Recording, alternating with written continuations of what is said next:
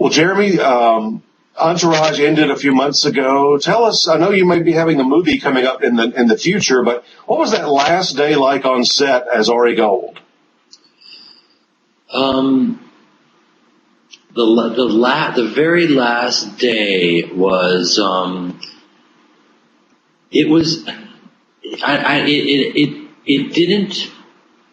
I wasn't sad. There was nothing bitter about it. It was sweet. There was it felt like I was very proud.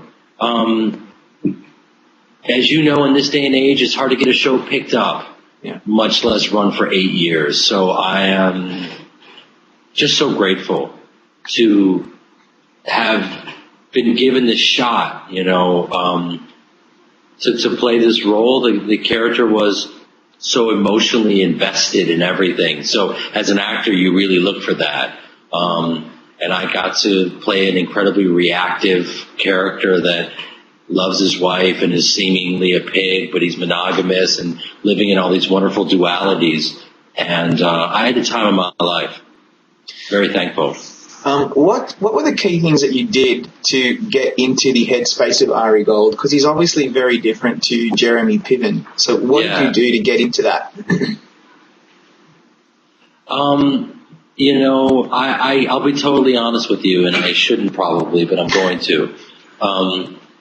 There are very specific guys out there. The Ari Emanuels of the world exist, and they have this wonderful energy that you can't believe exists, and have been such a wonderful muse for me. To witness these people. They are capable of multitasking at a level that you didn't know. It's almost as if they invented a new human being. I've never seen anyone speak to someone, listen to something in their ear, be reading the paper, watching 11 different channels at the same time.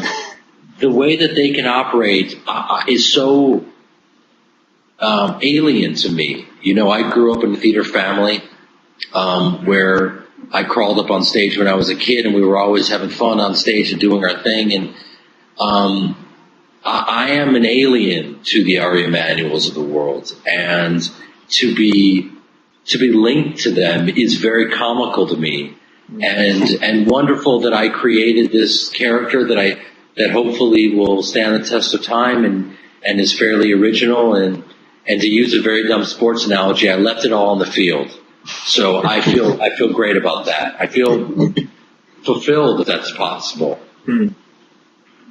Well, for me, watching the show over the years, one thing I responded to... It's an honor to be Haley Dorgan. That's your new character for the day. Yeah. Haley Dorgan. One thing I responded to over the years, and it didn't get as much of the mentions in the press, because everybody focused on the yelling and the screaming and the explosions that Ari could have, but he had a real heart, and I think that's what a lot of fans responded to, especially a heart for his family and a heart for Vince, and I think that's probably why you won so many Emmys, is voters could see those two sides of him. I need this company because it's good business. It's good goddamn business. And if I don't buy it, someone else will, and that will be very, very bad for my business. And my wife, of all people, should know that when it comes to business, my judgment is never clouded. So please, please support me like you always have, and I will deliver for us like I always have. What do you think? I think it was a good speech. Yeah. Do what you need to do, Ari. Really? I love you. Can we f***ing hear? Well, thank you very much. I appreciate that. That's what we were always going for, and I was pushing that all along. I'm just, a big softie myself, so to be able to reveal his humanity and his love for his wife and his family, and for Vince, who he would chain himself to a desk for. That was the goal, to show that and contrast that to his evil ways. You know, he was so torturous towards poor Lloyd. And so to have something to hang your hat on where he was a loyal person and did have this love for these people in his life, was something that I always wanted to make sure that we tracked. I think I pushed it to Doug Ellen so much it was probably too much, but those moments I'll never forget, and it's the reason why I think I was lucky enough to win that beautiful hardware at times, was to have a moment with the great character actor Dan Castellaneta, who you know from very many things, but also the voice of Homer Simpson, among many other things.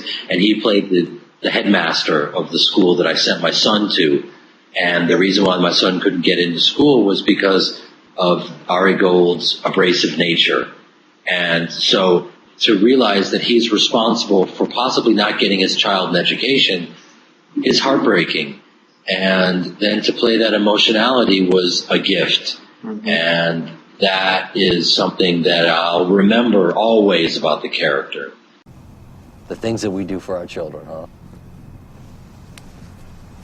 You tell Jonah I'm looking forward to his first day at Briar Country Day. But I still don't want to see you at any soccer games. I love this town!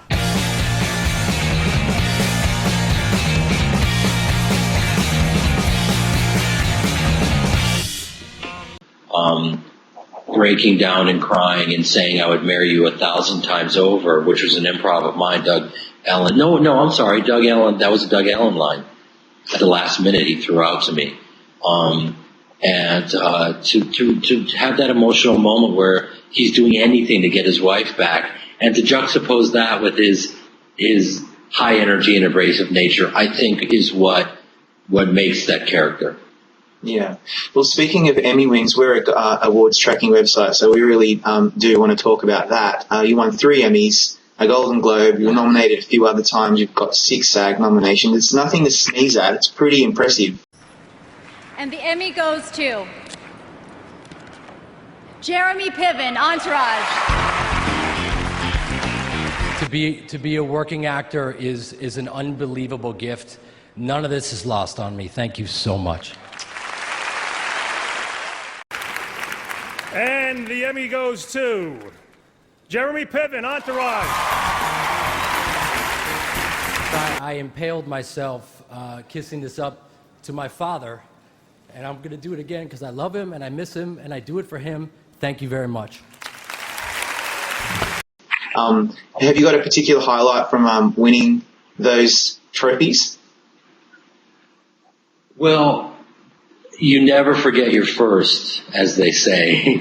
And I remember sitting there with my mother, and it was all very new to us. You have to understand, we're not used to any of that. And so to be sitting there with my mother, who has been my acting teacher since I was 8 years old, and my father passed away, and to be there to honor him and to hear your name called, and it just it's like being shot out of a cannon emotionally. Like it's all you can do just to hold it together. Mm-hmm. And just that walk to the stage and knowing that, wow, it's a race against time and you've got 30 seconds to get it all out. So I remember just speaking as if it were a hockey fight, like just trying to go as hard and as fast as I possibly can and thank everyone that I could. And of course you never can. And unfortunately I was wearing an ascot, so the joke was on me. I had hired a stylist who mostly works with these hip hop artists like Common and all these guys that I love, and I made the unfortunate choice of wearing an ascot. It happens. That's cool. So it was a little yin and yang. It was a bittersweet moment. Well, you mentioned your family. You grew up in the Chicago area and theater background and your parents and all. We talked to Joan Cusack back in the summer, and then she got her first Emmy nomination ever just right after we talked to her. But she talked a little bit about that as well. I know you know the Cusack family very well. What was it like growing up in that environment there in Chicago area? Well, you know, I had no reference for another way of being. I thought that that every family is a theater family, and that you get up on stage and you do character study and improv work and theater games inspired by Viola Spolin, invented by a Viola Spolin, and you get to perform these great works of literature. I just thought that was the norm. Joan was a little bit older than us, so I was in awe of her great and talent. She's a genius. Just she's, to me, kind of in that rarefied air like Lucille Ball. I mean, she's capable of playing a fully realized character with all of its integrity and heart and still making it funny. She's a rare bird. And John Cusack and I coming up together and being able to play off each other from the time we were 8 years old. So I just was incredibly lucky. And had a great time and logged the hours so that by the time I got my first job on the Larry Sanders Show, you know, a million years ago, that kind of launched original programming for HBO, and got to be around geniuses like Jeffrey Tambor and Rip Torn and of course Gary Shandling. So I learned from the best. So if I have anything to contribute, it's because of that. Mm. Well, on Life After Ari, you've got 2 movies coming up in the foreseeable future, but I Melt With You showed at Sundance and I think opens in a couple of weeks or maybe next week. And I'm curious as just to know how you became involved in that, because everyone's saying it's such a departure, but it really actually is quite a departure from Ari. It is a departure, and it isn't as if that was something that was premeditated, but you don't obviously want to repeat yourself. This is a character who, it's ripped from today's headlines. He has a very similar storyline to Bernie Madoff. And like Ari, has a beautiful family that he loves and has done the wrong thing. He makes a pact with his buddies to become the people that they said they would become, with integrity and living in the moment and being present and have this edge and be radical and all these things, and they don't become the people they said they would become, and they have to face themselves. And I think that I haven't seen men portrayed like this on film before, relating to each other like this, or more importantly, not relating to each other.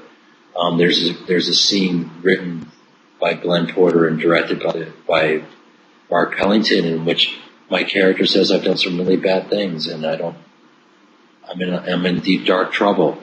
And Thomas Jane looks at me and we're just silent, and he doesn't know how to speak to me, and we don't know how to speak to each other. And there's this awkward moment, and he kind of ends up kind of walking away. And it's not in the dialogue, it's in the what's between, and the tragedy that some men can't relate to each other. They don't know how to.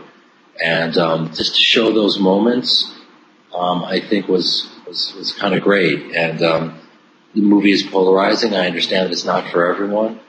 We did the best we could. We did the love of the game clause, where you don't really get paid and you don't have a trailer and you sit on the floor and eat out of off paper plates and wear your own wardrobe and jump in and get dirty. And I loved it. I had the time of my life. So in that way, it was very different than the Hollywood life that is portrayed in Entourage, if that makes sense. Yeah. Well, I've noticed whether it's Melt With You or Entourage or Larry Sanders or all these other projects, you always seem to be attracted to these multi-layered ensemble pieces. What is it for you about being in an ensemble that attracts you? Well, first of all, you can't do it alone. You get better collaborating with people, and that's just a reality that I learned very early on. And I just gravitate towards the material. So, for instance, with Entourage, I knew that the backstage life of Hollywood is very fertile ground. And I knew Mark, and I think that he's such a unique and authentic human being with a real love for the people that are around him. And he had a very real group with him. There is an E in drama and Ari. These people exist. And I just thought, there's going to be something here, and I'd love to explore it. And so that's why I jumped into that. I Melt With You came from another real place, and it presented a lot of problems that I think other actors that I know shied away from for whatever reasons. You have to make a choice. Do you really want to go into deep waters emotionally? Do you want to, and can you, and all those things? And I wanted to, and I'm very hungry. And someone said to me recently, I love that you're still hungry. It's like, when are you not? My father passed away just after doing King Lear. You know, he was performing until he died, and I think that's what actors do.